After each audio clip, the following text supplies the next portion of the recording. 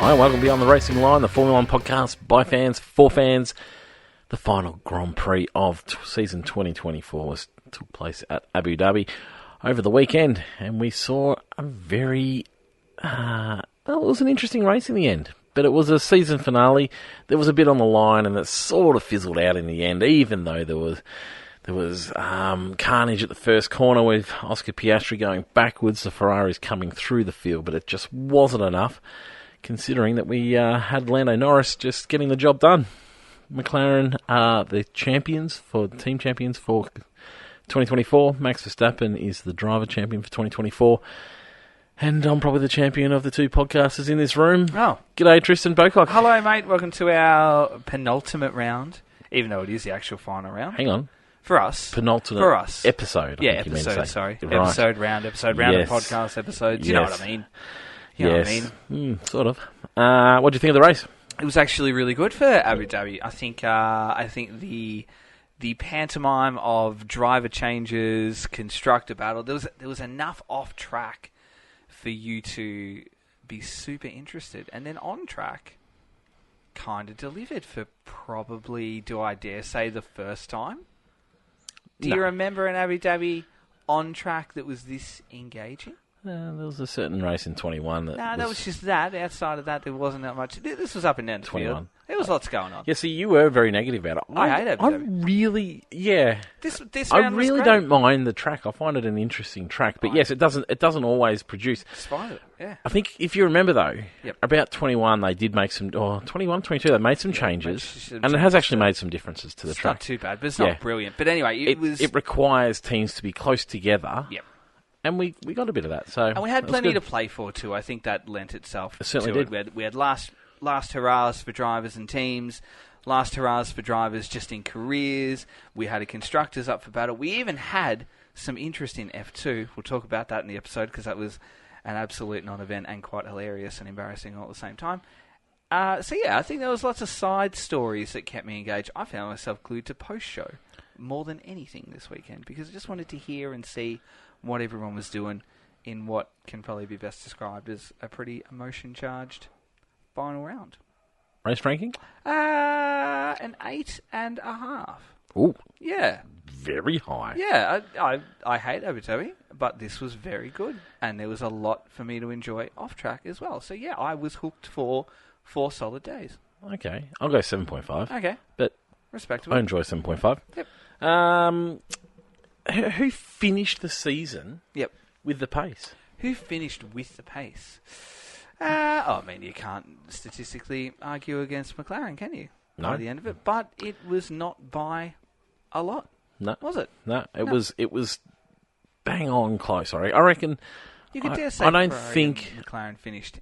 equal. In terms of trading punches Yep. towards the end of the season, it felt like both had a decent say in terms of having some form, having some speed, and it was really track dependent. And whether teams could switch on tyres generally was generally it, wasn't it? So downforce levels. So it was really close, and it was a really close season, which sets us up nicely for next year.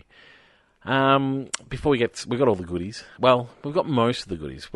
We are going to have an end of season episode. The awards episode. Yes. The awards show. Which is where we will do the F1.5. Yes, we will do it. And we'll do a few of our favourites. Yep, so like Dud of the year. driver of the season, team of the season, Yep. dud of the season, moment of the season. Yep, all those things. Biggest winner, biggest loser, all that kind of stuff. Yep. Anything you can think of. Hero of the hours. Yep.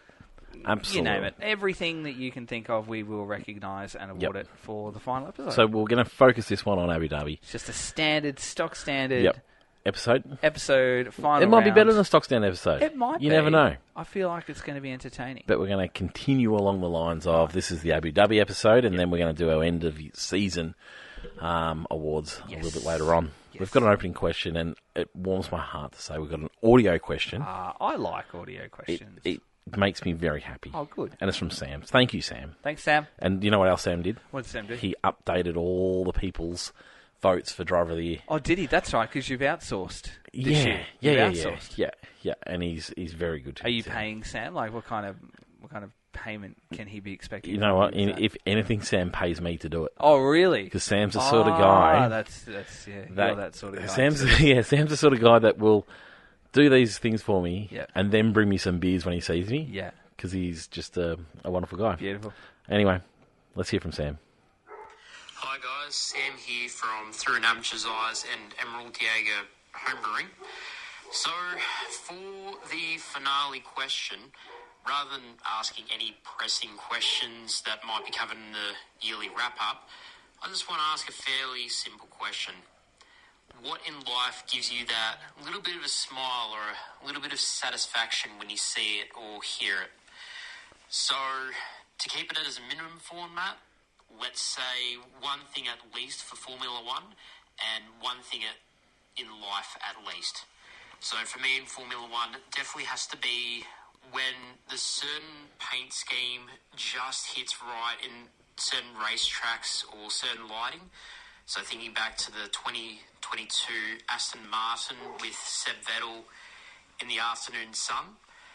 And probably in life for me, just when I make something like a cup of tea for my wife or give her something like a maxi bond and just the little smile on her face and the glee in her eyes just absolutely warms me up. So go with that what you will. Say as many happy things because, boy, I can't wait to hear this episode. Cheers. Sam is channeling the happy, positive vibes. Happy, positive vibes. You That's know, good. I said to him, we're pushing the happy vibes. And he goes, yeah, well, Tristan always talks about the start of the episode sets the tone. Yep. I think he wants us to be positive. It does. this year. He's right. Thank you, Sam. He's spot on. Yeah. It does. It really does. And I think he wants us to be positive in this episode. Cup of tea, hey? Bad news, Sam. I'm in form tonight. I'm going to rip into that. No, I'm down with it. So what's your let's start Formula One. I feel like it's got to be something a little bit different. What gives you the smile in Formula One? It's just... this would just be such a boring response. Oh, jeez, you don't. It's a great question. It's been in Australia and just standing on the straight and watching just the first car hit track at speed, and that's it. Live. It's just nothing more than that. Just live. The noise, just the on feeling the grass, of the noise hitting you. Heat on the track, and then the first one. It is brilliant, with isn't it? full noise flying past you, and you're like, yeah. There it is. It just there's nothing else. And you know what?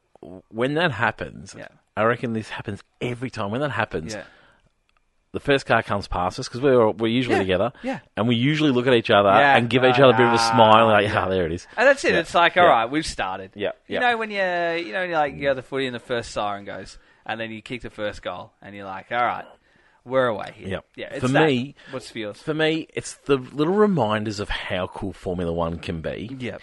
And what I'm thinking of at the moment, because sometimes I feel like, particularly doing this, because we consume so much Formula One, you do sometimes take it for granted, and you also forget why it is that you got into it in the first place. Yeah. And every now and then, I'll get a camera angle that is just unreal. Like this year, visor cam for me, some of the visor cams, and they seem to have managed to improve the quality of that. And you around a good track and hitting the right spots, and you're just like, oh, that is just brilliant. It's just brilliant to see these cars flying through there, what these drivers can do, and those little angles. And then sometimes it's like they'll have a camera low down on track, and you'll see the car sort of come through a little rise, and then you see it just push through a corner, and it's just those little moments. I feel like that's sometimes, I always like, that's a great angle. I love it. Yeah. So, for me, that's Formula One, the little smile I get from just seeing those cool little angles from great footage on track. Yep. Outside of Formula One? Outside of Formula One? Just things that just make you happy, hey? What gives you a nice little smile? Just like hearing lawnmowers go on a Saturday afternoon. Noise. It's hot, you're outside, you're doing something. You might not be doing anything. Yep. And then you just hear your neighbourhood fire up with lawnmowers going. And you're like, this is nice. It's just chilled. Like a pretty quiet area where I live. You live in a quiet area out here too. Yep. You probably get as many lawnmowers as I do. It's just nice. It's just like, I was going to say, like, when your lawn is is looking Oh, tip top, and I love looking you get at my lawn. You get a nice mow on it, yeah. I have a mate at work who loves his lawn, and I send him a photo of my lawn afterwards, and it's like, oh, that's nice. Yeah. But it's just like hearing it. It's just stuff like that. Yep. It's quiet, nothing's happening, no issues, nothing. And just not thinking about anything. You're like, just sitting outside in the sun, mowers are going around the neighbourhood. This is nice. Yep. Just little things like that. For me, Just simple things. For me, it's on my mountain bike. Yep. And I haven't been on it for a little while. You jump on and you're like, oh, this is going to be a struggle. Yeah. This is going to be a real struggle. And you climb up your first hill and you do your first descent. And I always make sure, particularly for my first one back for a little while, mate, no headphones. And you just wind your way through the forest. Yep. And because I'm ridiculously unfit, I have to stop for a little rest. But it's always like, that is brilliant. Why haven't I been out here more? Yeah. And I'm sitting in the forest with a big stupid grin on my face. And so, for me, that gives me the right little smile sometimes. But, yeah, it's interesting. Ours are a lot more selfish than Sam's. Sam's is all about giving. Ours is more about taking. But anyway. Yeah, that's fair. Abu Dhabi. We were set up for a race, weren't we, where McLaren was going to take on Ferrari. Ferrari had a 21-point deficit to try and make up entering into the weekend. We made our predictions at the start. Tristan. Yep. Who'd you go with? For which one was it? Driver? Constructor. I literally Ferrari. cannot recall. Is that what it said, Yeah, Ferrari? yeah, Ferrari. Okay, yeah. that's fair. Because you stuck with Ferrari. You had Ferrari for the last couple of weeks. I did. And I was getting a little nervous with McLaren. I'd stuck with McLaren. But and we were all set up for this battle.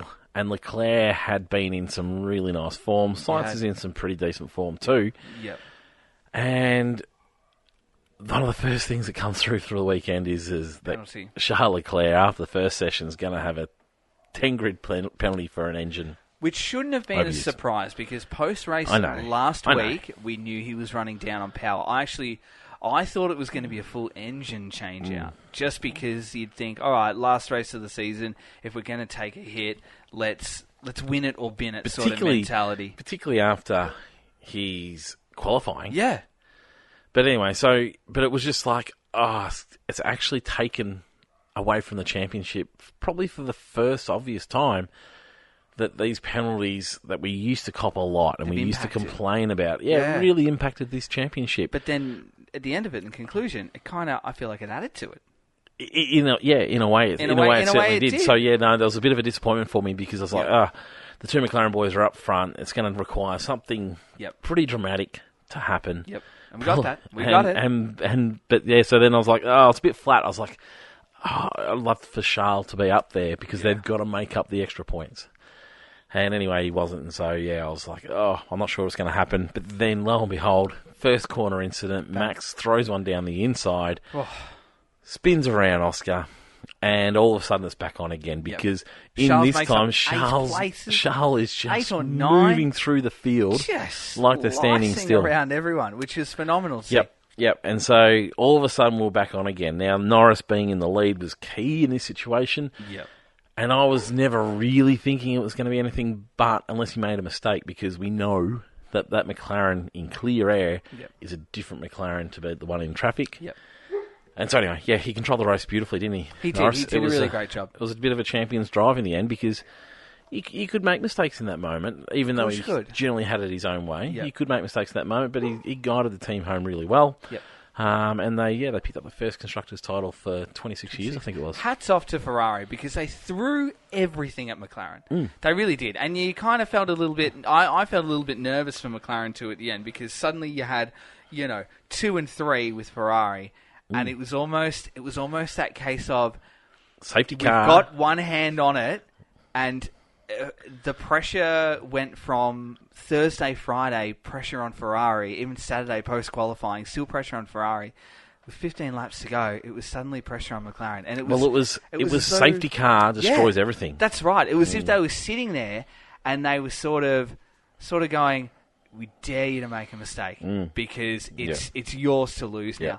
I've not known in our time watching this sport a constructor championship that meant means so much to Yeah. teams. Yeah. Like, it really did. And the audience. I've never been invested in constructors. And I mean ever. I have never in my life cared what constructor wins this title ever for the 30-odd years I've been watching Formula One. And it was just, you could see the absolute joy and passion for McLaren. And I reckon it's a case of the drought between the last wins.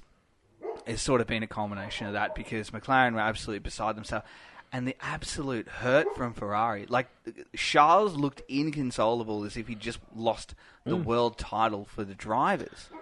And it was really good to see, and I think that was such a great reaction. I love the reaction from both teams at the end. Like, the real harmonious sort of post-race, yeah, we're competitors on track, but off track, it's well played. We both threw everything at it. I love seeing that. It made me realise that maybe... What Red Bull can't do. Maybe I haven't really enjoyed what Mercedes and Red Bull do. Yep. Is the constant hate. Yep. And it was so beautiful to see... It's all about the leaders in this situation. Both of them to come together. Fred and Zach at the beginning of Sunday, where they were sort of with the trophy, and then that real playful banter between both of them, Fred stealing the trophy off it too. I was okay with all of that. I could never envision Horner and Wolff doing that. No. And if they did, I'd be beside myself with just what's up here? disgust. There's something going on here. What is this? Yep. It's just not okay.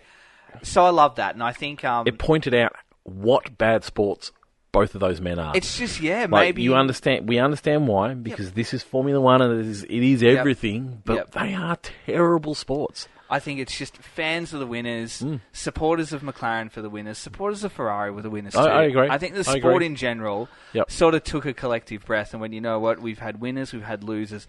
For the first time in a very long time, we've had some real respectful winners and losers. Not that I don't think we've ever had that with Max, like the disrespect of a winner. Sometimes I yes. couldn't agree. I couldn't disagree more. Okay, fair. Lewis and Max haven't been able to show that sort of sportsmanship when pushed. It was another level, yeah. When not pushed, both of them are fantastic. Yeah. But when pushed, they haven't been able to show what these other drivers and more importantly the bosses. It all comes from the bosses, and I think it was. I agree with you. It was really fantastic. We brushed over the Max incident. Let's get on to Oscar. So Norris, brilliant drive. Oscar had also done everything he needed to. He did P2 and start P2, and all they need to do was follow Ferrari home. So, like we were saying, first 3 days. Yep. No pressure on McLaren. Yep. Just follow them home. That's all you got to do. Yep. And then first corner, Max threw it down the inside. Now, I had sort of thought that, hang on, did I not read that Max said he was going to do this? And he didn't say it as such. It was actually a prediction from a couple of pundits that McLaren are going to, or Max is going to go in with the attitude that I'm going to throw it down the inside, and McLaren have to bring the cars home, so they're going to have to let me win this race. Yeah. And lo and behold... World champion mentality. Yeah, it is. It is, definitely. But lo and behold, look what happens. Yeah. And he takes out the driver. Yeah.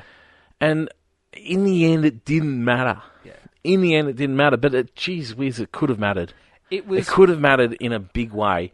Yeah. It was a world champion's mentality. Yeah.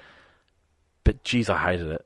It was, I love Max. It was probably borderline his worst move of the year, because it was not on. It really wasn't. Like, there was a little bit. And he said of a door that. jar. He said this. It wasn't. But on. he knew what was being risked, yeah. And he just didn't care because it was somebody else. If that was somebody else throwing it down the inside of him in a world championship situation, he would have been beside himself. Like Max, the victim of Max. Yeah. How he treats himself like he's being victimised, and how everyone around him treats him like he's being victimised. Yeah. I didn't hear any of this. This is why I'm victimised. You know, business. it's a really good point in that mentality. I listened to. There's a famous line and quote from Fernando when he talks about his infamous move on Schumacher at 130R at Suzuka, where he talks about he knew. Yes. His comment is, "I know he's got a wife and kids at home. Yep. I don't. Yep. So he'll move. Yep. And he did. Yep. And Max has got that. He's got that over a lot of the field. Not all of the field, but a lot of the field. It was really interesting to read the post-race and see that he went and apologised to Oscar too. And Oscar's interview, he said, you know what, he comes straight off and apologised, which is great. And Oscar took that at face value and accepted the apology. And I loved Oscar's reaction to that too, because he didn't kick up a fuss it. He was like, you know what, he's apologised. But if it cost them the World Championship, it's a different story. I wonder if it's a different story. I wonder. The other thing is, I don't want to hear the victim Max anymore. No. Because he pulled off a shit move. Oh, it was ordinary. As I said, it was right up there with borderline the worst one of the year. Yeah, and he got given a 10-second penalty. Correct now, penalty. He got a 10-second penalty for that crap. Yeah. And we go back a week and Lando Norris gets a stop-go 10-second for speeding under yellows. Now, double whoa. Hey, whoa.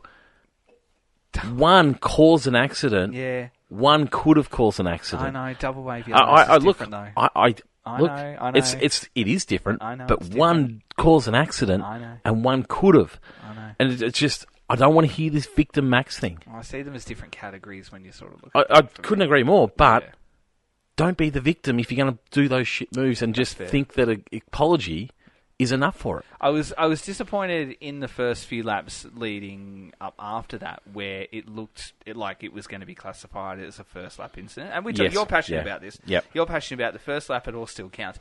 Yep. And and again, I love Max, but even I was looking at that thinking, no, that's not right. This can't be let go. No, hold them to strong standards. It was too far back. It was never on. There was a little bit of a gap. Which to Max's credit, it was never going to be he admitted all these things. Oh, yeah, for sure. And I love that from him. But, once again, I don't want to hear the victim story. That's fair. Because of this. And that's the thing. It's like, these things pop up with Max all the time. Yep. I actually love it about him. However, I don't want to hear him crying victim on it. Sainz was the leading Ferrari driver. And sort of had the quiet race, didn't he? He sort of moved into position once the first corner incident happened, and then we saw Charles actually cruising home. Now Charles never closed that gap, because they had sort of disappeared into the distance. But the way he moved through the field was brilliant. It was actually watching the race was actually really important in a way that he didn't close that gap completely. Yeah, because if all three drivers were running around at the same point on the track, what we would have seen is this safety car scenario where a safety car comes out. We wouldn't have seen the possibility of one car being able to make the most of this situation, and you'd been able because of the track positioning. I mean, you might have been able to split the two, but I think Lando would have probably gone. Lando would have taken it and then taken the win. So it's sort of like it was an easier move for McLaren to say, "Yep, we're going to go and get the fresh tyres." Whereas because they were split up, there was a chance that one was going to be able to take advantage and not. And so I was sort of watching that situation. I'm like, oh, the safety car here is not good for McLaren. But in the end, it was a great drive through the field, but couldn't get the job done. Similar to Hamilton. Hamilton had a really good drive through the field. Had a very good drive through the field. Yep. Obviously, tyre strategy offset helped, where he was finishing on the mediums, where most were finishing on the hard. Absolutely. So that contributed to a lot of that too. His last lap, really disappointed in the broadcasters. As an early date of the day, just not being able to see that last lap chase down. That was disappointing. But we got it in the small box. We did, but in the corner. It's too small for me because we were focusing on the constructors. I prefer that. I preferred to see the constructor cross the line. Than to see that's fair. People going for 5th and 6th. Yep, that's fair. I think the tyre offset strategy really helped him there too, and they sort of that sort of is where they are, aren't they? They're not quite at the top. There's 3 clear runners at the top, and they're just sort of there. They're within arm's reach on not weekends. Far. They're not far, but they're closable over the off season. Oh, look, very much so. That would be my read on it. Very closable over the off-season. I think they'd be looking over their shoulder too, thinking, "Oh, we're actually also bordering on being gettable." Because someone could, if any of them drop the ball, someone springs a surprise, they're suddenly gettable, aren't they? If Alpine continue their form, they're in an awkward spot at the moment. I think they'll make them feel uncomfortable too. Russell, what did you make of the final, the finale for Hamilton? Overkill is the word I would describe. I thought Lando's comments were perfect in saying that we're not farewelling him from the sport. He's swapping teams. And rightly so. Rightly so. I thought it was great to recognise it, but overkill. Overkill. Did we need a spot on the grid for him? Nope. Did we need just him to do donuts? No. Did we need all the fanfare around that? Not really. Can I ask, where the hell's Max's spot up there? Max won the That's not driver's the world title. And parks in Parc Ferme. Yeah, Lewis is leaving a team that he decided to leave to go to a faster team. Now, Sainz is also leaving a team. And where was Sainz's spot? He's Hulk swap team. Where's Hulkenberg's spot? I don't buy that part. He won a bunch of world titles with this team. Those guys have achieved shit. It's overkill. But yes, yeah. Well, look, Max should have been there. Of course, he should have been there. The driver's title, he should have been there. He should have been doing the donut. Yeah.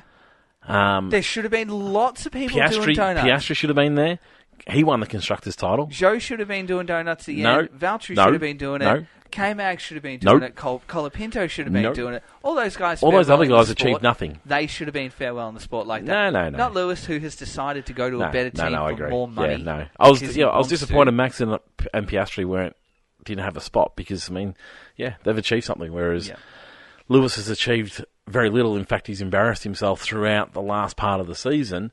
And then to come out this way, I didn't mind. I liked his words to say, look, I probably haven't carried myself the way I wanted to. That's fine. That's fair. Yeah. That is fair. But, yeah, it was just like, too much. Too much for a man just changing teams. Because he wants to change teams. Yeah. He's achieved lots, but yeah. Russell's race, it was a pretty decent race. Good, consistent form for Russell coming towards the end of this season. What did you make of the pre-race drama? For better words, of Russell and Verstappen, Max and George. What did you make of that?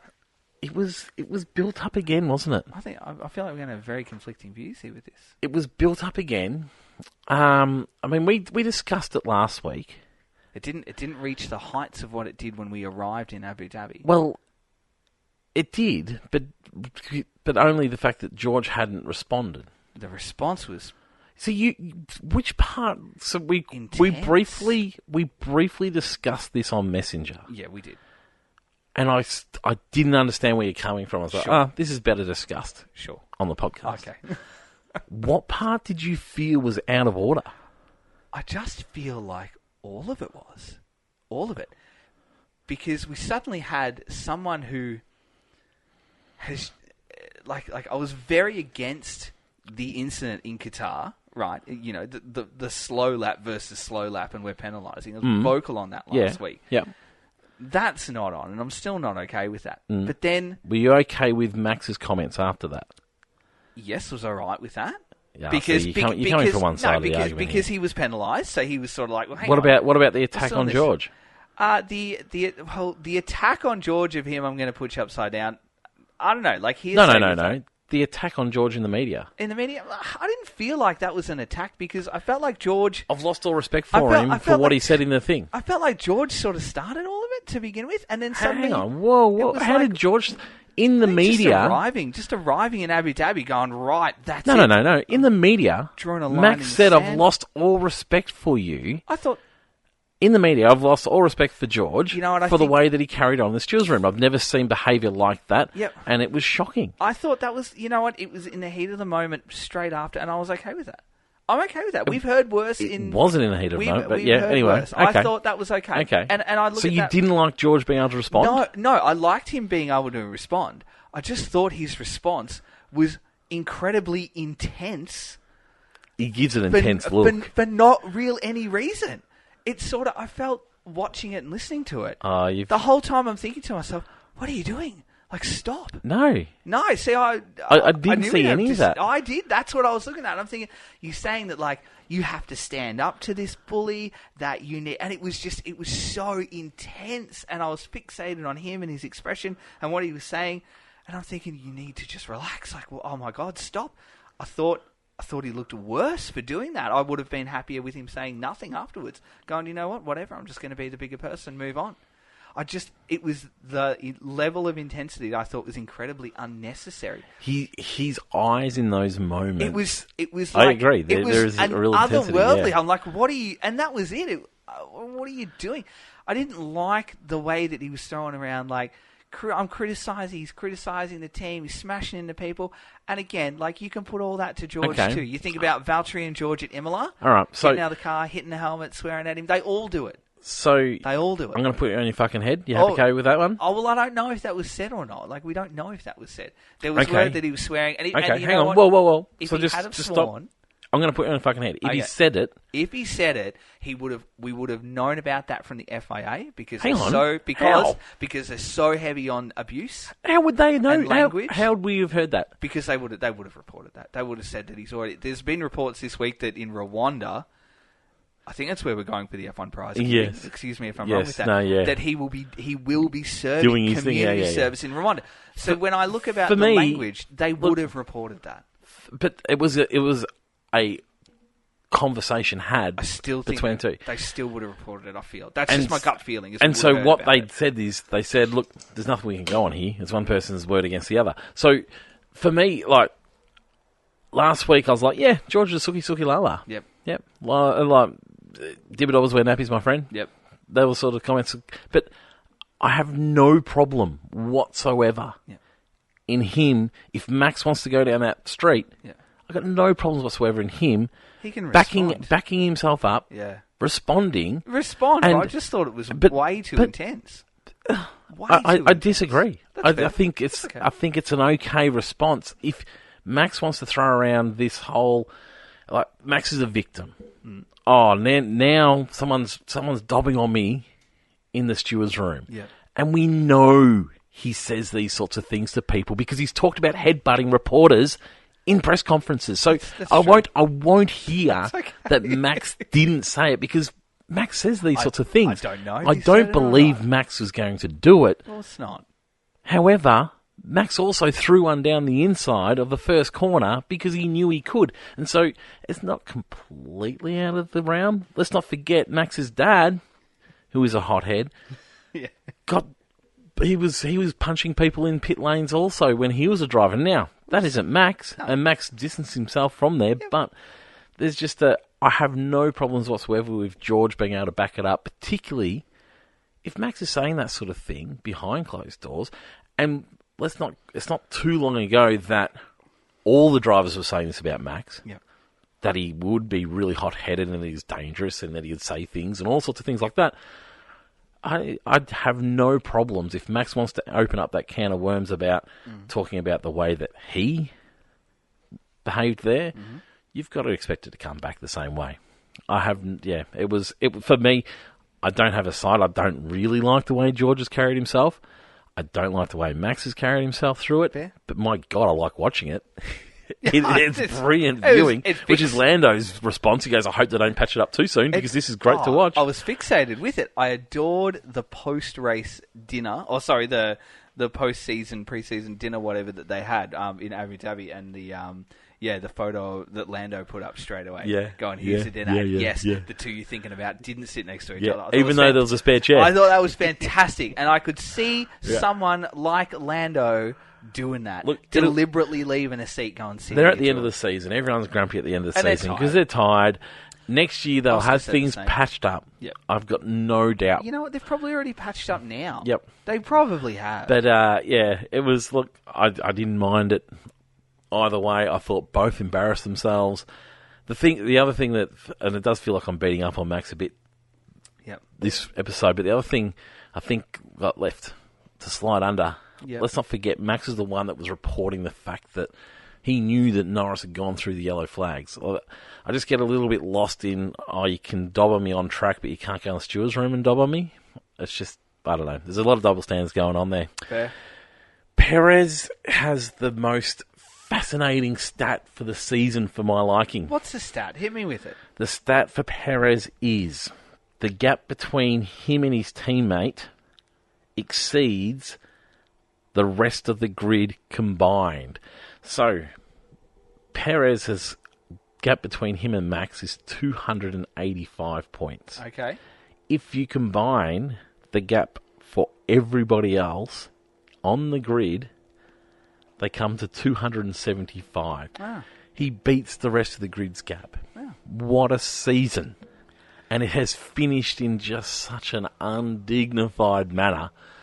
mainly because people are calling for his head, but it's just this weird situation that like Red Bull are clearly trying not to pay him out all his money.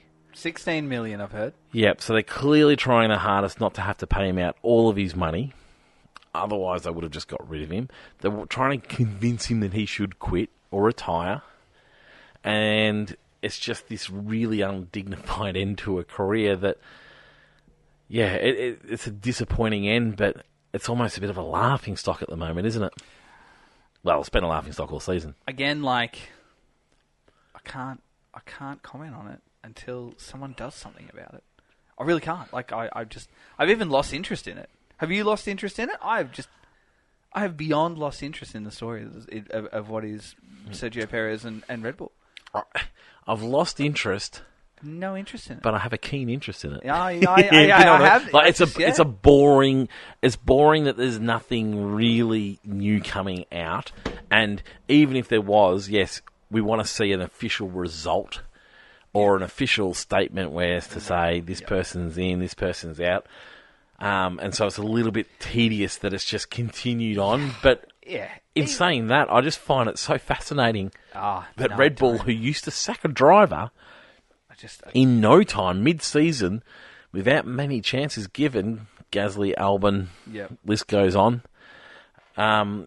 It's just, I don't know, it just feels like it's a complete turnaround where they just aren't willing to make the call this time. I even read a story, and I read the first paragraph and then thought, I'm not reading this, that Perez's gearbox was damaged and they didn't replace it.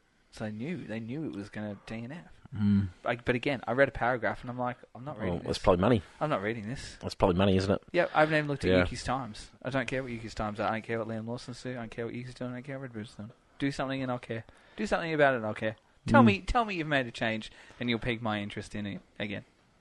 Where did he finish? No, he didn't finish. Perez didn't finish. He didn't finish. Yep. There you go. Pierre Gasly.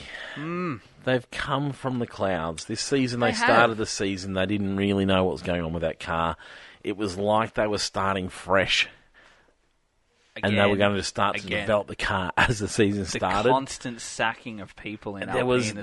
There's been sackings and galore, but they finished the season with some strength. And I don't know whether it's a good thing or a bad thing. I guess it's good that they can take some momentum into 25. I think it's a bad thing because it's sort of, unless they are completely across this car, it's like it's just like covered over cracks that, this team's now on track. Yep. We're now ahead of Aston Martin. Yep. So good things will come. The influence Flav has had on the team? Worrying yet. No.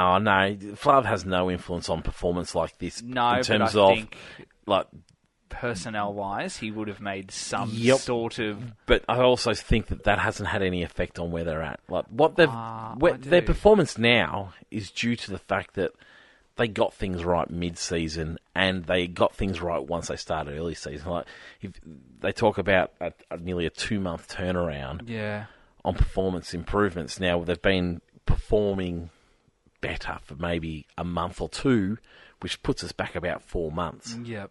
And while Flav was certainly at the team, maybe within that time, what he's doing isn't changing car performance. Yeah. However, there's a renewed pressure. There's also renewed chaos within a team because of that man, which is the last thing they need. But anyway, it's an interesting situation. Gasly performed really well at the end of the season, hasn't he? Fantastic. The only driver in F1 history not to cost his team any money in damages caused by him, I think is the key, isn't it? Now the key, and I mean, like, you got to spin it in a sentence that kind of lends itself to that too, don't you? Because there was a coming together of him and Ocon early on in the season. But that was Ocon's fault. So that is it. So it was in the Japanese Grand Prix where Gasly made contact with Ocon, and there was visible floor damage that would have resulted in repairs. So you could probably spin that and say, it didn't cost because we had a spare floor. he didn't cause the team any money because maybe Ocon hit him and he didn't hit. So, I sort of wonder whether it was like spin it how you will. He didn't cause any damage on his own. Yeah. When he was all by himself. It's an unusual sort of, I don't know. It's not my most thrilling stat. Like, Oscar Piastri mustn't have cost him much money because he completed every lap of the race. But fourth driver in history there you go. to complete every lap in a season. Fourth driver there you go. history. But he had a lot of coming togethers throughout the season, didn't he? And he carried some damage and ran over some bits for floors and stuff like that. But no, it's still pretty cheap. Which is, very, very good. A good little stat to have there too. So, Mick Doohan's weekend. Tell me about Mick Doohan's weekend. You know what? I was talking about this to someone. Dropped in. Never driven before. First time out. I'm giving it a tick. I'm giving it a pass because it was a free hit. It was a free hit. I didn't. And again, remember Oscar's first year? We talked about what do we expect from him. What's a pass mark? Just having a go. Clean weekend was Doohan's and you know important what? thing. Jack did exactly that. Yep. So it is for me, it is a pass, it is a tick. I'm okay with that. I didn't expect anything. I love that he just potted around. He finished, 14th, I think it was. That's okay for a bloke that's getting in for the very first outing. With where everyone was at for All qualifying. All is good. For this season, where everyone's at for qualifying, I would have expected he would be last. Or thereabouts. He was at some stage. Well, he qualified last. Yeah. And so, but that would have been my expectation. Now, early in the season when Sauber were going through their moments, and, early in the season when Alpine were going through their moments, we had teams a long way back, whereas that grid is really closed in now, and everyone on their day can have a decent performance. Yep. And so, I was like qualifying, he's qualified last, but he wasn't last through the whole... It wasn't like he was just lagging behind the whole time. No, couldn't agree more. And for me, just a nice clean weekend. There wasn't really any winning. He could have done himself a bunch of... Remember when Kimi Antonelli did that test session and binned it after doing one good lap? Oh, yeah. That didn't do him any good. No. Whereas Doohan didn't have that moment, which was really fantastic. It's just the way to do it, isn't it? It's just, but again, there was no pressure, there was no expectation. Yep. What they wanted to see was that from him, and I thought that was good too. So And you know what? We'll ask this question at the start of next year as well. What do we expect from it? I expect the same. Like a couple of weekends with points here and there, it'd be great. It's his first full season. I'm giving him the full benefit, like I did with Oscar as well. Like that's how it's going to be. Yep, absolutely. Hulkenberg finished off a pretty decent season for the man. Just honestly, a phenomenal season. A phenomenal season. Dude, you say that, but... It was. Because it was so consistent and Magnussen managed to pull out the results as well. Yep. Not as consistently as Hulk. No. I wonder whether we've undersold where that Haas has been all season. I agree, don't get me wrong, I'm not saying it wasn't a fantastic season. I just wonder whether that Haas hasn't had enough credit itself and we're giving too much credit to the Hulkenberg in this situation. I think maybe they've done a really fantastic job, Haas. I think it's a combination of both. Yeah. I think Haas have done great. Yep. I think Hulk has been reinvigorated. For a man that sort of was there and then just found himself back in. How many years did he have out of the sport? It was one? I reckon it was two. Because remember it was like the COVID drop-in? Yeah, because he had the two with Aston and then he had a sprinkling of races when a couple of drivers did have COVID and then found himself... I reckon there was 2 years of that. Yeah, that I reckon COVID it was the drop-in. Aston. It was the Aston year of dropping in. Then it was the nothing year of no one, just not being attached to anyone. Yep. And then he found himself back in Haas. Suddenly. Yep. Yep. Alonso 9th. Oh, Nice. hang on. Magnussen. Where was Magnussen? He was further down. Oh, he had some issues, didn't he? Yep. But yeah, so Magnussen. Alonso 9th. Disappointment of the season.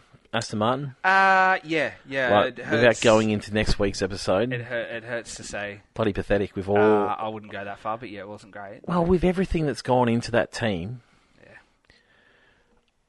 they would want to turn it around next year. Like they've moved into the new facility, and Zach Brown said this about McLaren, and he was bloody spot on too. Yep. He goes, "It's going to take a good 18 months for us to live in this facility, for us to really reap the benefits, because we've got to learn as a team how to use this facility to its absolute maximum." And so they've moved into it earlier this year. You'd want to start to see some development from that team after the start of the season next year, wouldn't you? Because starting well, but geez, they drop away quick. So yeah. Pretty ordinary in terms of ordinary, but I don't know. Yeah, we talked about Oscar Piastri, managed to bring it home to 10th. Not a bad recovery, not a brilliant recovery. Not bad. It's sort of a case of one of those, your car's quick enough, so it doesn't really matter that you're at the back of the grid, you're going to be in the points. Yeah. It was one of those ones. Remember the Mercedes days where we'd get all pumped and we're like, oh my God, Rosberg and Lewis at last. Well, they'll be last Still for not half a lap. convinced Piastri's brilliant in traffic. The McLaren's not great in traffic as it is. Like, it loves being out in front, McLaren, like most cars, but I think the McLaren in particular loves being out in front. Yep. Not entirely sure he's dealing with traffic as well as he could be. We sort of see Leclerc, Hamilton moving through, at most times, with a little bit more vigour. He really struggled to get around Alonso, and that held him up big time. Different cars, different strengths, I guess, but yeah. I'd like to see that improve for him next year. Okay. Tyre management seems to have made some improvements, still a little bit to go. Yeah. But I'd like to see him just work his way through back markers a little quicker. Seems to take a little while. That's fair. Albon 11th and Colapinto DNF. Yeah, which is sad. Disappointing. Yeah. Disappointing. Colapinto, is he a man that should be hired in Formula 1 next year? I think someone should roll the dice with him. If there was a team coming in this year, say Cadillac, if they're coming in for 25, has he done enough to be one of their drivers? I know you've got your theory on who they're going to drive, but has he done enough to be one of their drivers? Yeah, I think if I was a team boss, then yes, I would be happy enough to roll the dice with him. No, I wouldn't. I'd be happy to pick him up as a reserve driver. Okay, that's fair. I don't think he's quite done enough. I think there's a very Nick De Vries story in this. Better than Nick. I think it's better than that. Better than Nick, but there is a Nick De Vries story in this. Remember, this guy came from nowhere. Yes. It wasn't like he came with with the history of a rap sheet. That was very much Nick De Vries too. Like, Nick was a little more known. But yeah, I mean, don't get me wrong. He's had a incredible season. I think so. For what someone he is. who was, he just needed to be there. Yep. Has Albon turned you at all this season? Nope. No. Nothing. No. Okay. Any reason? No. No reason. Oh, well, results. That's really good for results. podcasting. Results. Yeah, I mean, has Stroll turned you this season? Well, but Stroll hasn't beaten his teammate week in, week out. Just not. The Williams made... I think, going back to our first show, I reckon we both had some hopes for Williams to pull forward. Yep. Weren't able to, but then eventually sort of got somewhere once they got through the whole stage of not being able to provide parts because they kept on crashing them. Yep. That sort of didn't finish. That sort of didn't finish throughout the season, did it? Someone kept on crashing these bloody Williams, and it never really got them to where they needed to be. Yep. A decent season, I'd be interested. Can I? I'll go through Alex's because I feel like. No. Honestly, just the last few. It's just the last few, just so you can sort of see just what. This is a pointless exercise because but unless you talk about each of the results as to why they were there. Yeah, no, I'll put them in. It's literally, I've got it for you. So we'll go from Singapore, right? 18th, DNF power unit. USA, 16th, a lap down. Mexico, collision DNF. Sao Paulo, car damage in qualifying, DNS. Vegas, DNF, turbo blowout. Qatar, 15th one. Abu Dhabi, 11th one. And so what more do you expect from Albon in all that? But that's what I'm saying. I'm just like, that's where I am. That's where I am with him. So 50% of those weren't on him? Yeah, but then you look at other ones like Bahrain, 15th. But then if you think about like the consistency of the season, Miami 8th. And this car is blowing up left, right and centre, yep. Obviously they're not giving him all the power. That's a shocking end to a season, isn't it? As a team, as Williams, absolutely. As a team, you look at that. That's awful. Yeah, that's awful. That's a fail. If you were looking at a team from 18th to 24th, round 18 to round 24, and you're just looking at a team basis, DNF 16, DNF, DNS, DNF 15th, 11th. You'd just be thinking, wow, fail. I couldn't agree more. Yep. Williams, disappointing. I just don't feel that Alex has really done anything himself just sort of like a couple of points here and there. Had Italian and Italy and Azerbaijan 9th and 7th. That's fine. Like that. I think he's driven. I think he's driven quite okay, but I just feel like that car has just given nothing this season. Yeah. My keen watch for next season is how is James Vowles going to change? Because go back to was it Patrick Head? Yep. Who left? No, who left? Who left before the season even started? They brought him in and then he left. I can't remember. Yeah. But we've been hearing this. Like Claire used to talk about this all the time. Oh, we haven't started the right way. We haven't managed to do this. There is obviously a major problem with the way that this team is set up in terms of the way that they develop and get started with a car. Just still. Like James had to deal with that. Yeah, that's right. I want to see what difference James is going to make to the start of this Williams season, because I couldn't tell you the last time they've had a successful pre-season. We had hope into an early season. That's what I mean. That's what I reckon. Hope. We talked about it. We did, because I had started to turn hope, and I just think. Well, see, for me, it feels like we heard about it this year, where James is like, I had no idea they were still running spreadsheets. Yeah, and I feel like this will be such a keen watch for me. Can you fix something so backwards in one season? Like, I really hope that all his focus is going into, rightio, how are we building next year's car? Where is it at? That has to be our absolute main focus to make sure everything's ready to go. So, yeah, that's going to be my watch in the early part of the pre-season and next season. The nabbing of Santander as a sponsor for next year comes with science, obviously. We knew early days that they were actually, they were going to jump off board and have a look at that. So that comes to the tune of, geez, I don't know, was it $1.6 billion or something like that? It is a stupid amount of money that comes with that deal as well. So, yeah.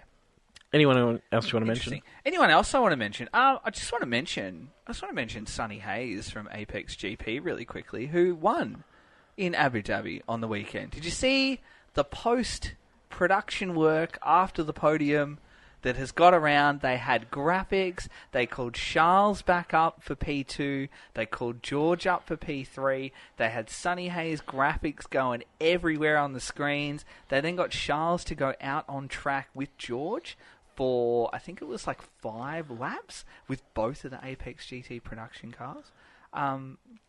So shout out to him. What are your thoughts on all of this? My thoughts? I don't know. It's gonna go one of two ways. It's a bit fascinating. I started watching Senna, and I promised Nat Pollard on our fantasy and fan friends they'll watch it. I love it. It's bloody good. It's accurate too. I dig it. It's gonna go one of two ways.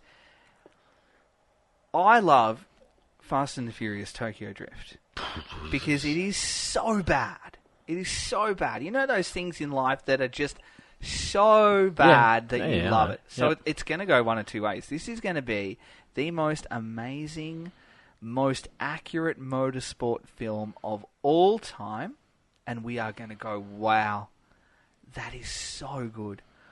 Or we are going to turn up and it is going to be the biggest absolute pile of rubbish you've ever seen in your life, but you're still going to love it because it sucks. And it's going to depend on what type of fan you are. I don't think an F1 movie can get away with so bad it's funny. But it's gonna depend what type of fan you are. No, I know, but so you and I, we love this so much that we're gonna watch this and go, this isn't giving me anything than the standard race weekend. It's giving me, it's a bit of acting, it's a bit of fun. Meh, it's not great. You can be someone who has never watched the sport before, and it's gonna be like your new rope in, where Netflix Drive to Survive is sort of starting to die a very slow death. This is your new hook in now, where it's a new generation. You're not a hardcore fan like us. You're not a Drive to Survivor. You're a new person coming in. Oh, there's a movie out. Wow, is this what race weekends are like? It might rejuvenate some of the Drive to Survivors. I think for me, it's been a fascinating watch as to how they've gone about doing it. I just want to know how much Formula One's getting out of it, because they've put all sorts of things into it and allowed all sorts of things to happen. Yeah. So the other part of me is like, this movie would want to be so good, because there's a lot of F1 fans that would have been watching this from that distance. Yeah. Like, there are a lot of us. Oh, yeah. Like, we're not a small minority being F1 fanatics. Yep. There are millions of them around the world. Yes.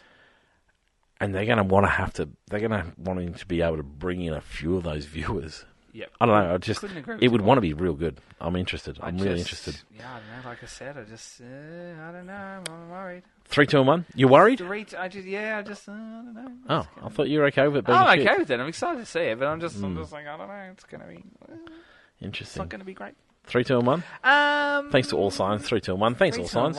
We'll have the driver of the year announced next week in our awards pot. Yep. Do you have any signage needs? Not at the moment. No. Me neither. No. I've got my light box. That's all I need in life. Hasn't been on for a while, has it? No, it hasn't actually. Couldn't tell you last time it was on. Actually, it was on the day you showed me. Oh, I couldn't tell you another time. don't say this out loud. Joe will be devastated. No, yes. I mean, it's on right now. Well, are you going to turn it on? You are going to turn it on. You're going to plug it in while I do my votes. Well, there we go. Gives you sunburn. It's bright, isn't it? Tan pretty well. I don't get sunburnt. Or if I do, it only lasts for a little bit. Okay. 3, 2, and 1. I am going to give 3 to Sainz because I think a podium in what was a really emotion-charged farewell to Ferrari. Have they made the wrong decision? You know what? I kind of think, yeah.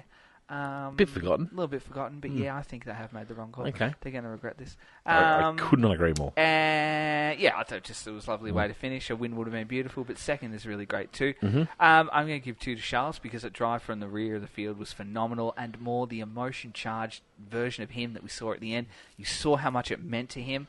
Sometimes you can question how hard he is on himself, but this was sort of really nice to see that it actually means a bloody lot to him, and probably more so than what we thought too. The team stuff. I'm sure the world title means a lot to him on a personal level, but the real importance of the team stuff was good too. And you know what? Just because it was the first outing, I'm just going to give a point to Jack Dillon because he turned up. Oh, he had a go. That is the shittest call. That's awesome. That's awesome. I'm not sure Jack deserves That's awesome. I think so. Okay. 3, 2, 1. 3, 2, 1. Oh, they're your call. I can't. You can argue with it, but you have to write it down. It's literally my job. Your job in this moment. Yeah. No, I don't mind the Sainz and the Leclerc call. That's fine. But I'm going to give 3 to Norris. Okay. It was a World Championship drive. It required him to win that race with where those Ferraris were at. Correct. He held steady. He won the the constructors title for his team in the end. Yeah. So yeah, it was a very, very nice drive. Yeah. I'm going to give 2 to Charles Leclerc. Oh. Great drive from the back of the field. Yep. Wasn't something. The manner in which he did it, I thought was really, really fantastic. It wasn't like he sort of just drifted his way through because he was the fastest. Yep. He was on the attack in that first lap like no one's business. It was good moves. Yep. Really, really liked it. And I feel like I forgot Gasly last week. What about Sainz? Sainz started there. He started there and didn't win the race. Lordy. So, I mean, I like the call of it was his last race, but Gasly should have got a point from me last week. I didn't give him a point last week. He drove really well this week as well. That sounds like a you issue. Gasly? Oh, well, he drove well. He deserved it this week as well. Sainz, tell me, I mean, outside of Sainz being sacked, he needed to win the race. Yep. He didn't win the race. Yep. He started behind the McLarens. Yep. Why wouldn't you give Norris some points? Just because he's leaving? Because he won. And he was in the fastest car of the weekend. That's sort of our rule, isn't it? No. We agreed Ferrari and McLaren were the same. And you gave 2 of the points to the Ferraris. So, too bad. Dud of the day? Dud of the day. Oh, man.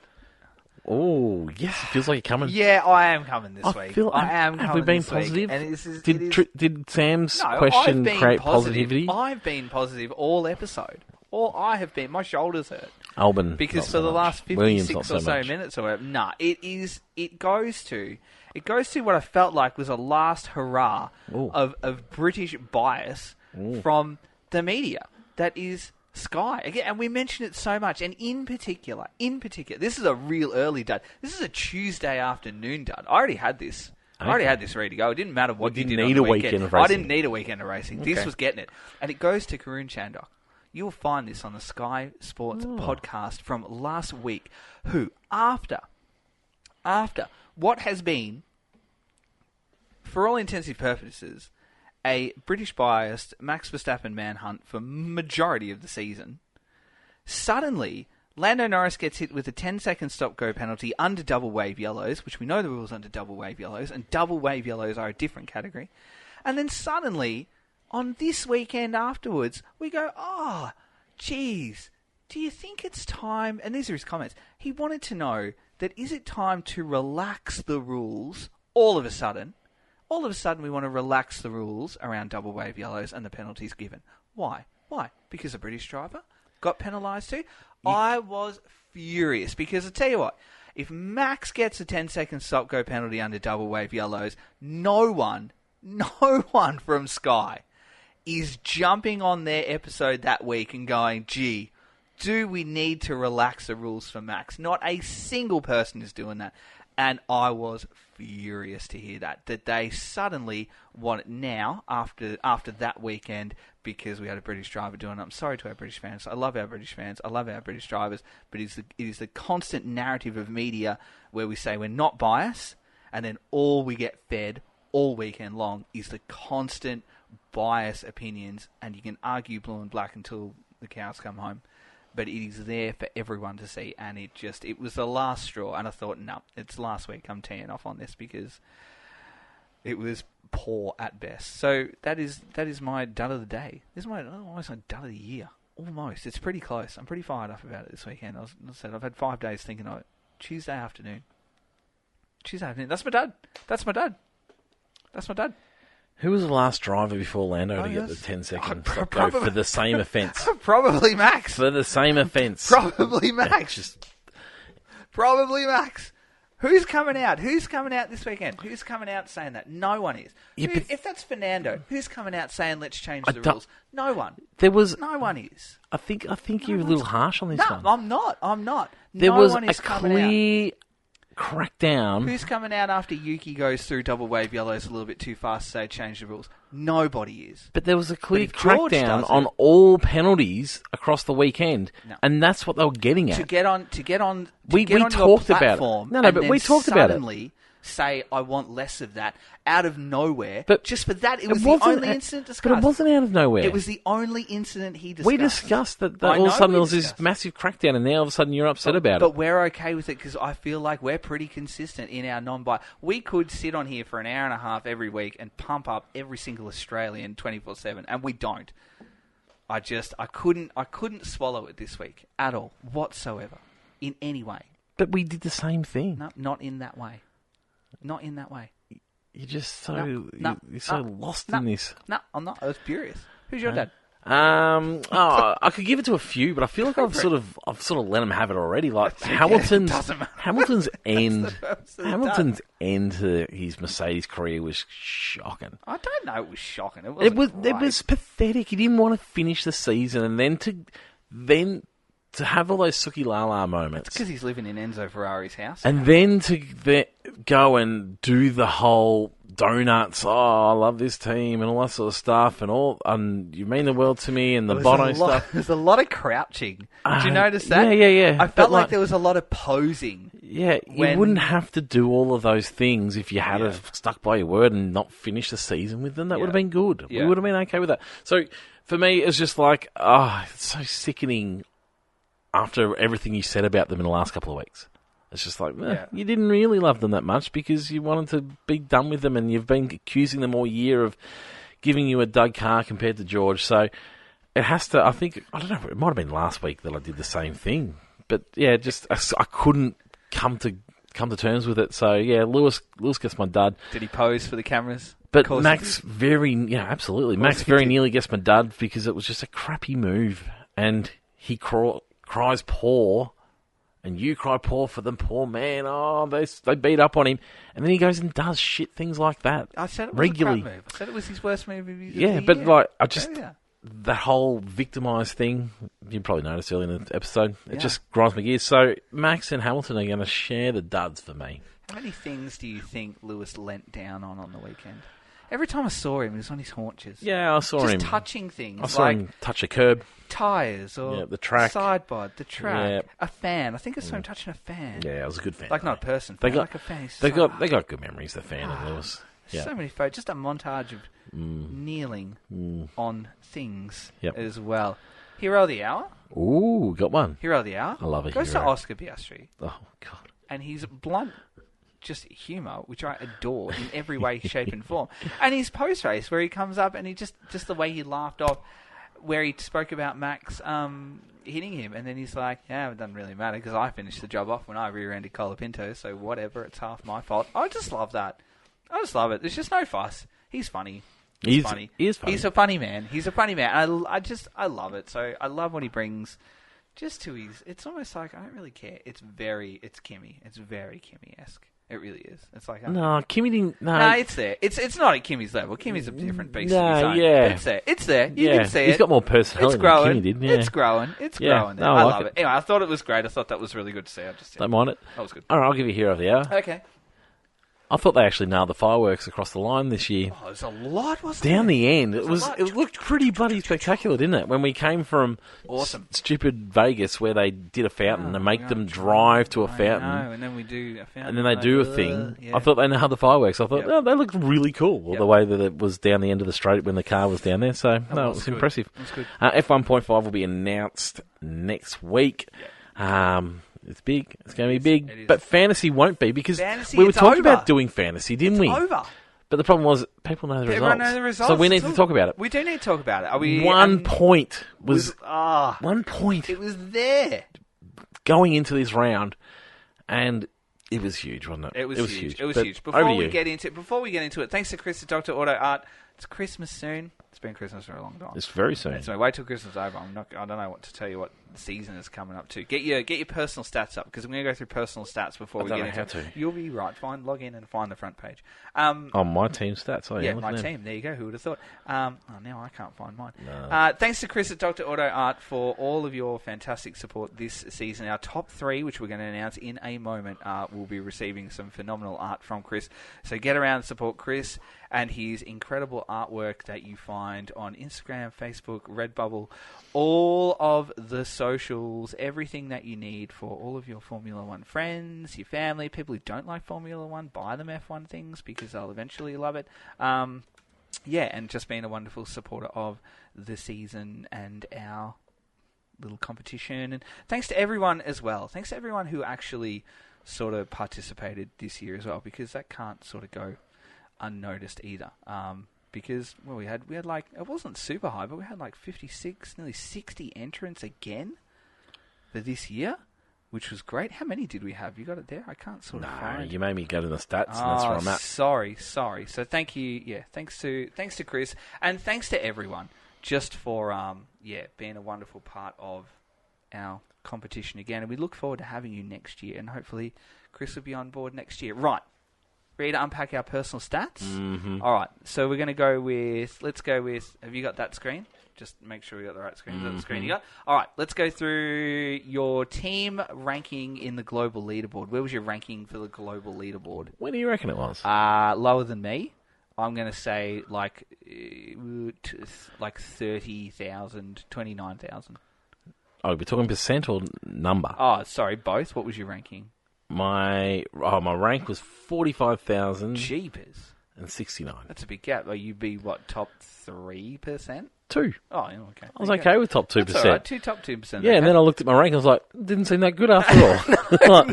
45,000 ahead of me. The percentage in stats is always like, it's like saying that at home 50% of my family love me. Well, there's only 2 other people at home. So it equates to 1 person. Percentage stats are misleading.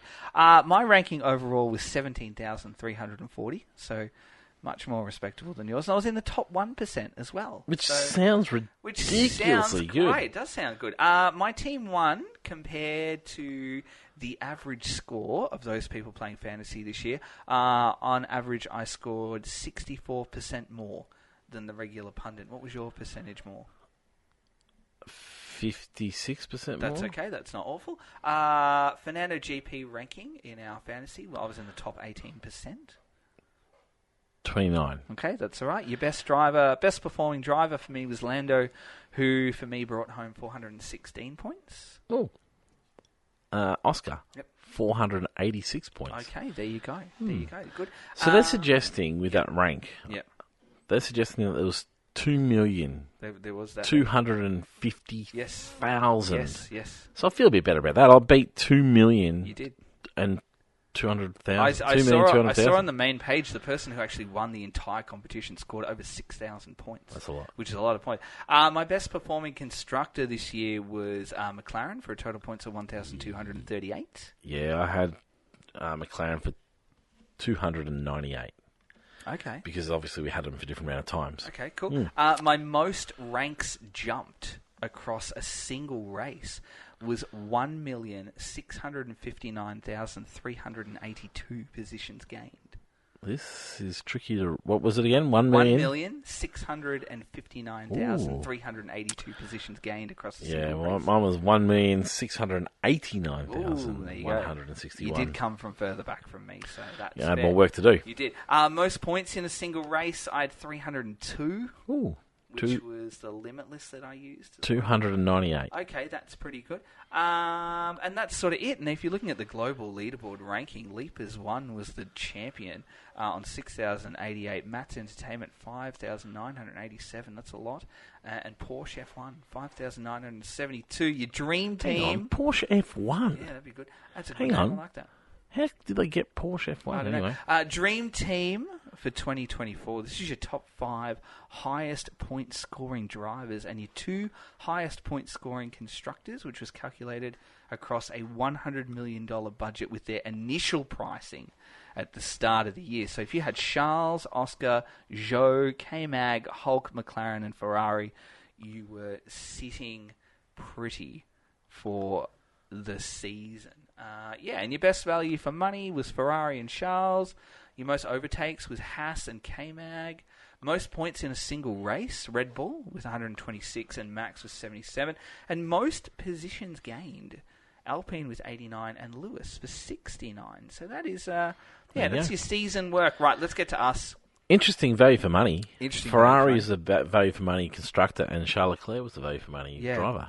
Probably started a little bit lower and came home really strong. Right, let's get to us. Let's just go. No, let's do it all as normal. Let's go to the Abu Dhabi Grand Prix weekend. The top 10 looked like this for the round. Jolyon Dyer took out the round on 294. Andy Tails 290.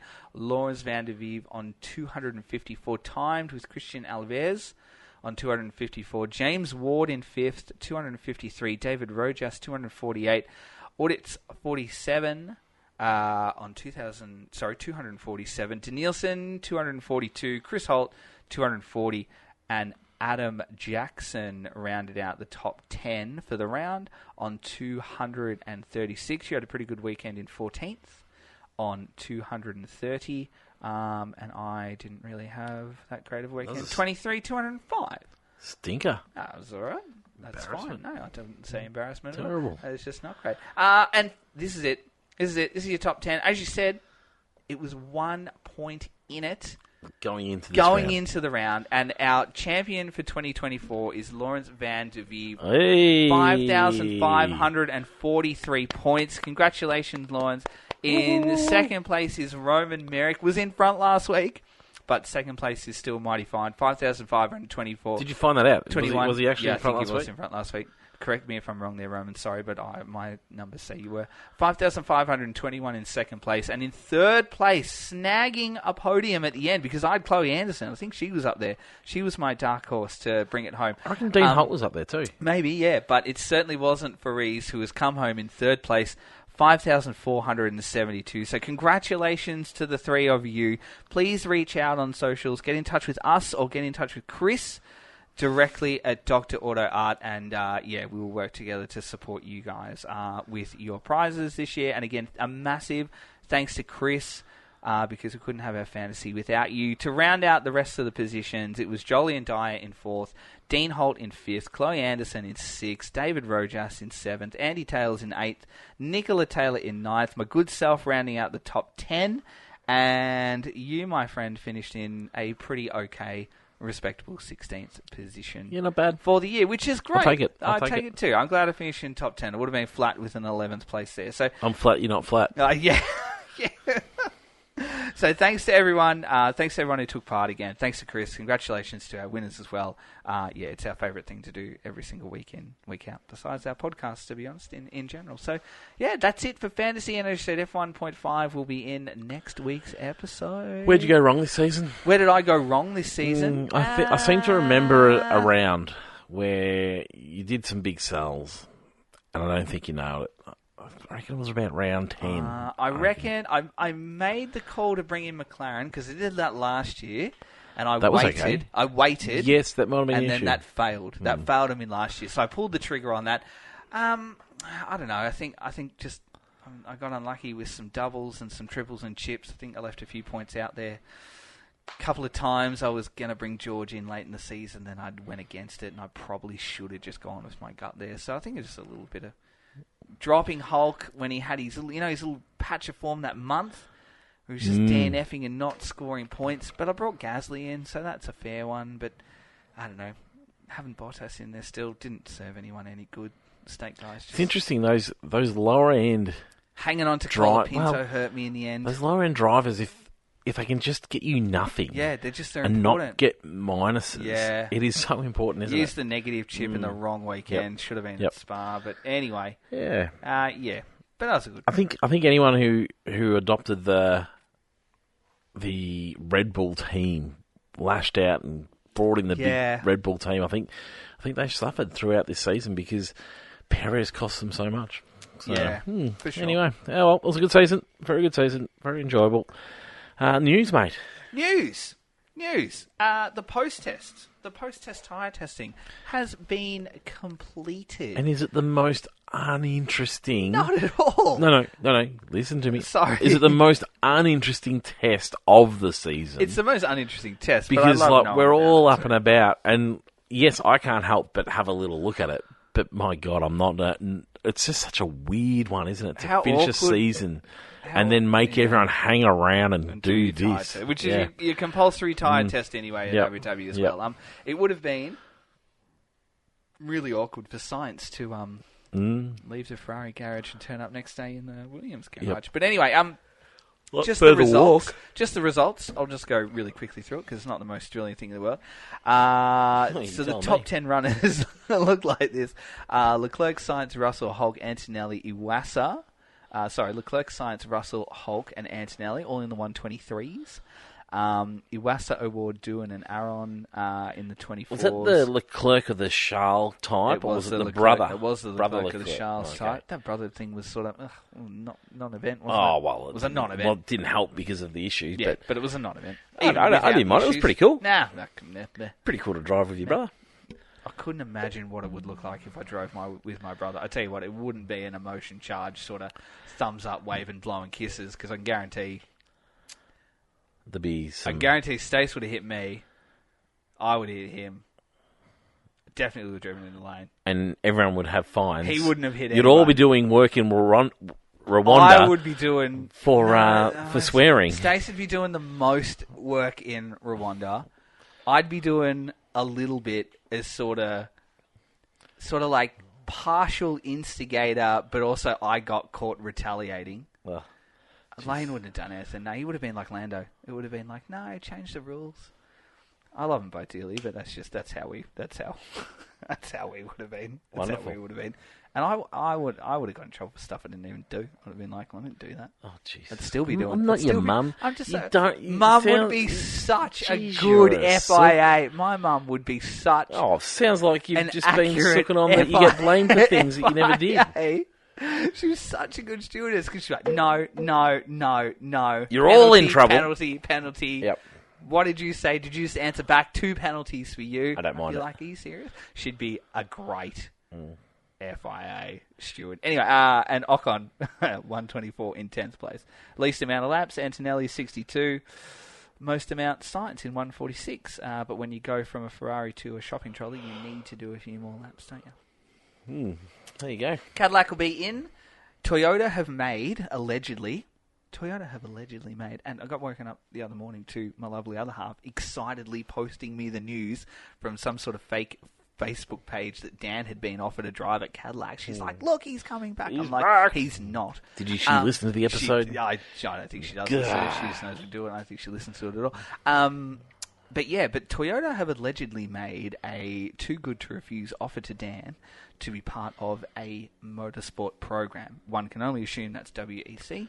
But keep an eye on that one too. Ferrari are supplying engines to Cadillac, I've heard. No, well, I've confirmed, I think. Confirmed as well, which is, just a bit of watch this space on what that looks like too. And then a little bit of rumour news just in the driver market. We talked the other week about Sainz potentially being swapped out. Being too good for them, and then Red place. Bull are paying for his release. There was also talk of Antonelli and Sainz doing a straight swap, that Toto Wolff might be having a change of heart. That one would make a little bit more sense and because it's all within the same... I think there's a lot of people that could pull the correct strings and make that happen. So, anyway, wait and see. And also the F2. Did you see the F2 title fight? I mentioned it in our chat briefly where we were all set. It was half a point or something like that with the difference. And then Hadjar didn't get off the line. But the F2 commentary team got the wrong Red Bull-looking F2. And for 3.5 laps, I was on the edge of my seat going, oh my God, he's going to get it. And then suddenly we flicked to this broadcast of Hadjar being jump-started in the pit lane on a 45-degree angle. And they're like, oh, wait, sorry. Feels like we've got the wrong car. Feels like commentary standards have dropped again. Look, forgivable. We're later in the year. I know. But geez, it feels like it's dropped again. And I could see where they got it wrong, because both of the liveried cars were line astern behind each other, and they just got away, and you blink and you missed it. So, but it was hilarious for them to go, hang on. No, we're not racing for a title because it's officially over. So anyway, I thought that was funny. Yuki Tsunoda claimed that the Red Bull was a very different car to the RB in the test. Oh, really? Shocking. It's good to get these good insights, isn't it? Yeah. Tell me, how would you go, talking about commentary, okay, how do you reckon you would go commentating? Yeah, I think I'd go, right? How do you think you'd go? I don't know. I'm interested. I'll tell you what we should do. In commentating? No, I'm interested to see how well I go. Oh, right. I'll tell you what we should do. We should commentate a couple of laps next episode. Yeah. I'll choose a random race so that we can't practice. Yep. And we should commentate a couple of laps. It might never get to air, but you never know. Probably won't. But what I do want... Okay. I want others to do the same. Oh, you want people to send in commentary? I would love for people to send in commentary. Okay. Even if it's of, even better, famous moments in Formula One. All right. I reckon it'd be cool. All right. But I think we're going to have to give it a go. I'm going to need a social media post for this, aren't I? I think so, Maybe yeah. I mean, I wonder whether this is an off-season thing. Oh, okay, so after the awards episode? After the awards, yeah. Right. I think we're going to be busy enough for our awards. All right, let's tell you I'm already backing out. You can hear me. I would like, because we'll need something to start off next week's award episode. I can imagine Sam being very good at this. If you're listening. But Kingsley, yep, he's the excitable one. All right. I think we could fire him up. Do we pick a moment for them, or do we let them pick? No. Let them pick. All right, you'll be able to find plenty on YouTube. Yep. I don't mind if it's old, if it's new. I'd like this season. Oh, so I don't even mind if it's old or if it's new. I want to hear commentary. You might have to send through the link to the clip, so when we can mute it and watch as we hear your words. All right, and we can, or your lap number. We can find it on KO or something like that. That's fine. Yes, yeah. All right, let so us know. pick your moment. 30 seconds max. Give us a quick commentary of whatever it is. Send it through to your good self, because you're good with the audio questions. That you sort of think. Yeah, the challenge is I'm not really on the socials. All right, send it through to our socials. To our to our Instagram page, to our Facebook page, please. Instagram would work okay. Instagram work okay. Yep. All right, we'll go both. I'm not fussed. But, of a moment, 30 seconds. Comment it. Send in the audio clip to it. We'll listen to it, and we will pick. We'll pick the best one, or if they're all great, we'll we might be able to use a few, but sprinkle them throughout next week's awards episode. Well, or we might turn it into its own episode. But yeah, I'm excited to hear. I'm very excited to hear. Cool. It'd be good fun. Feel free to send through a video of you doing it too if you wanted to. Yeah, I'd be interested because when I'm excited about Formula One, I have to stand up. And yeah, it'd be interesting. I think I heard Martin Brundle once say that that Max Walker never let him. He always said you must be standing up, and so he's done it ever since. So yeah, but yeah, it'll be interesting. I'm looking forward to the award show. Yeah, me too. It's always good fun. It is good fun. We might have special guest appearances. We'll wait and see. Might pre-record some bits and pieces. Okay. Cool. But yeah, we'll. If you've got something for us, if you've got a question that you want us to answer, if you've got a category that needs answering, we might put something up on the socials for our fan frenzy for that week. But send it through if you think there's something that we should be ranking for our awards ceremony. I'd love to hear it. Yep, I like it. And keep an eye out for fan frenzy because that will be coming out later in the week. Goodbye now.